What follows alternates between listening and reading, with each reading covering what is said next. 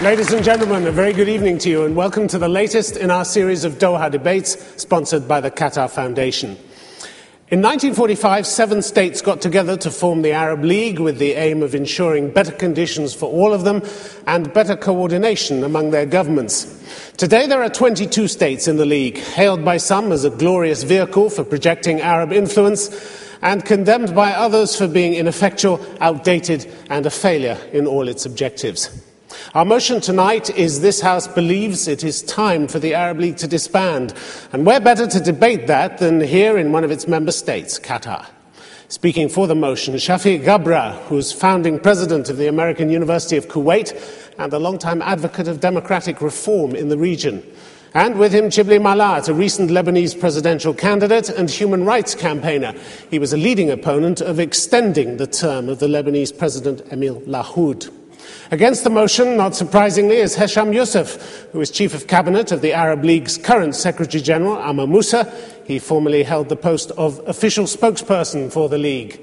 And with him is Azmi Bishara, an Arab-Israeli politician, a member of the Israeli parliament, the Knesset, and the first Arab-Israeli to run for election as Prime Minister of the country. So clearly he's never mind taking on impossible causes. Ladies and gentlemen, our panel.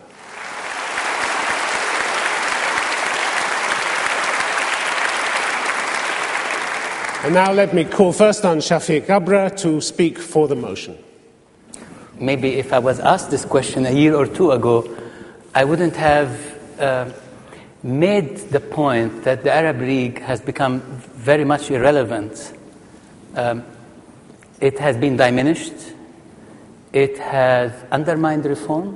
When the issue of reform was suggested in the Arab world, the Arab League, in a way, just absorbed it and did nothing about it. The Arab League has not been able to do anything in Iraq, neither to help, to stop, whether during sanctions or during the war or after the war.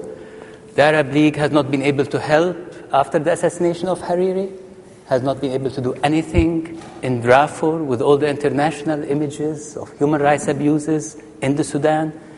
The Arab League has not been able to help us in a transitional stage, in a very complicated stage that the Arab world is going through now.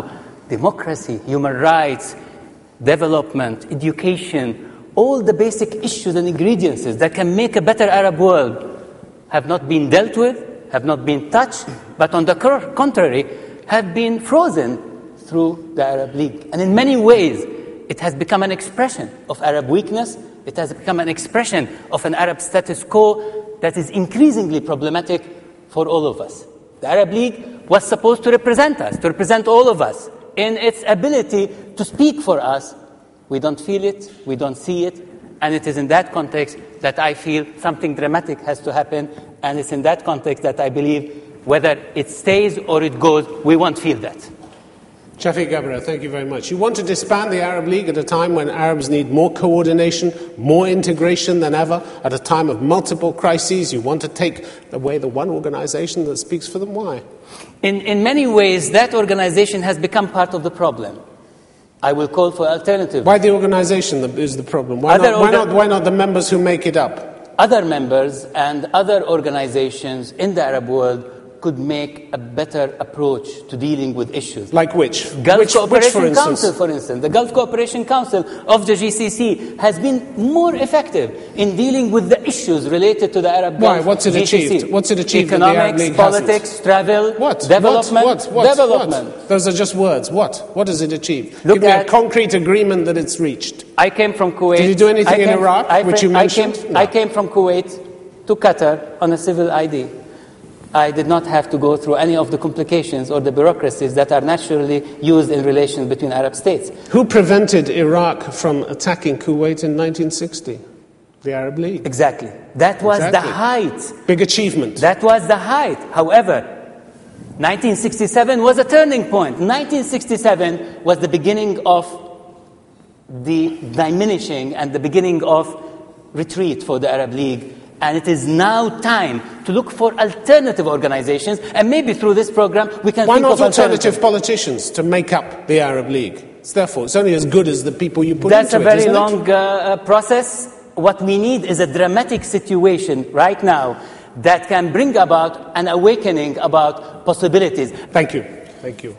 Now let me call, please, on Hesham Yusuf to speak against the motion. I look at the Arab world, I see there is a problem. Absolutely. I think we will all agree. But if I were to look for a solution, as far as I'm concerned, the solution is reform. Whether it's political, economic, social, societal, you name it. This is the solution. Not to disband the Arab League. That's the easy route. Secondly, the whole world is going through a process of regionalism. Every single country in the world is trying to join a region in order to cater for its interest. Now we in the Arab world have a mechanism,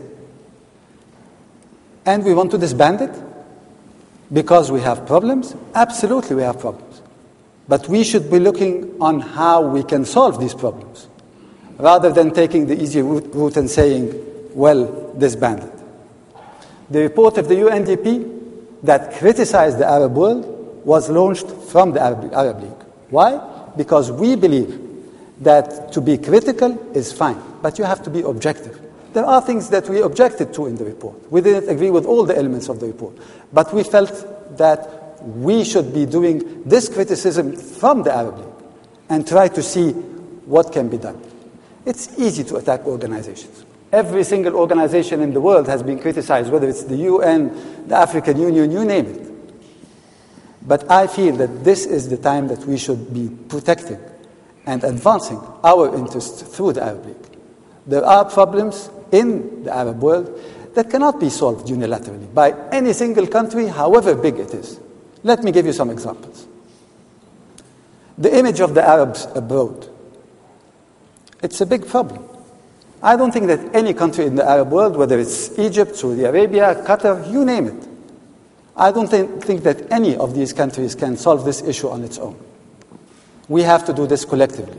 Issues like terrorism, issues like environment, and so on. So this is why we need the Arab League, and this is why I think that this motion is misplaced. Hesham Yusuf, thank you very much indeed. It's a dismal record, though, isn't it, even if you want to keep the organization? A dismal record. You set out in your charter to serve the common good of Arab countries, to ensure better conditions for all Arabs, to fulfill the hopes and expectations of all Arab countries. And yet in the UN report that you cited, in 2005, when it was released, it said, liberty is curtailed and oppression is the norm in the Arab world. That's not much of an achievement for the Arab League, is it? Absolutely. That's dismal, isn't it? Does this mean that we should surrender and say, well... It means you failed. Well, of course we had many failures, but we had many successes as well. To set against that, where your people live in an atmosphere where liberty is curtailed and oppression is the norm. Oppression is the norm. No, oppression, I don't think that oppression is the norm. So you disagree with the report that you cited a moment ago? Yes, of course. I said there are elements in the report that we disagree with. The issue is not that oppression is the norm or not. The issue is much more fundamental. It is, because you are committed to getting rid of oppression. Yes, of course, we are committed to that. But this does not mean that it is easy. The process of democratization in the whole world has not been an easy process. You don't want to be judged on results, then? No. You want to be judged on intentions? No, not on intentions, on results. But what I'm saying is... Well, that's the result. Oppression is the norm. Hold on. What I'm saying is, the process of democratization was not an easy process. Whether it was in the United States, whether in the UK, whether in France, that started violently, whether in Germany, that had several setbacks throughout the process of democratization, it is not an easy process. But you can't argue that you don't have a healthy debate in the Arab world on all kinds of issues. You name it. Whether a healthy debate with oppression at the end of it. No, still not great. No, still not great. With change at the end of it. I'm sure you're going to get some questions about that with change in a at the end, minute. of course. With change at the end of it. All right, Hesham Yusuf, thank you very much indeed. Let me now call on Jibli Malat, please, to speak for the motion.